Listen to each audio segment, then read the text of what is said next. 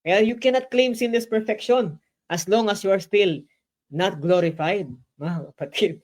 Kasi yung flesh natin nandyan, nakikipagpunyagi. So, it's hypocrisy to claim that we can be sinless perfect.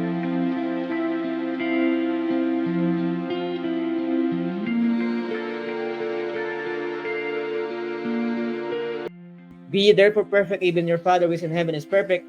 It should be our life work to press forward continually. Ito, dinefine din yung perfection, no? It's not a point. Kasi tinitignan natin ang perfection as a point. Pero perfection is continually growing. It's continually maturing in Christ. So, there's no end to growth, mga kapatid. Walang end point. Kahit nasa langit na, you constantly grow.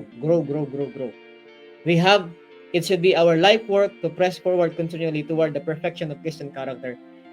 Every striving for conformity to the will of God, remembering that the effort began upon earth will continue throughout eternity. Perfection is our aim. Perfection is our aim. Dapat nag-i-aim ka talagang lumago. Pero, mangyayari lang yan po pag dumating na ang Panginoon, yung pag binago na yung ating katawan, no? Kasi ngayon, convertido na tayo, mahalan natin ng Panginoon, pero nandito pa rin tayo sa sinful flesh. So the flesh and the spirit is fighting every day. Nag-aaway yan araw-araw.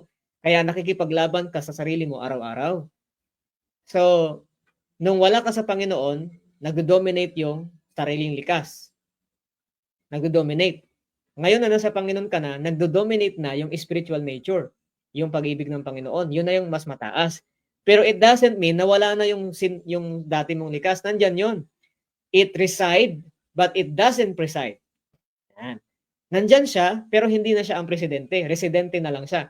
Noong unang panahon, presidente siya ng buhay mo. Yung likas mo, hindi mo kayang kontrolin. Alipin ka ng iyong likas.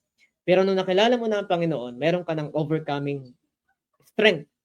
And that is, your flesh is still reside, but it doesn't preside. Residente na lang siya, pero hindi na siya ang presidente. Nakikipagpunyagi yan araw-araw, kaya minsan bumabagsak. The righteous falls 7 times, but he rises up again.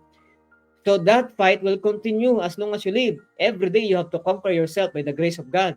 Every day you have to look to Jesus, believe His love, believe His grace, and abide in Him. And if you fall, you go back to Him.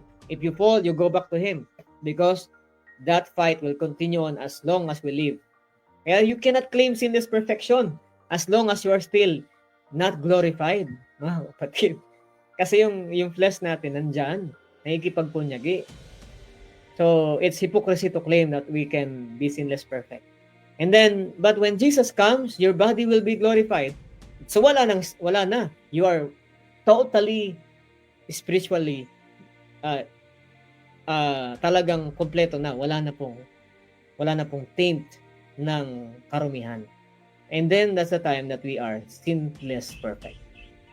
But as long as we are here on earth, we are growing, we are overcoming, and we are loving the Lord, we are obeying Him, pero we cannot claim sinless perfection. Po.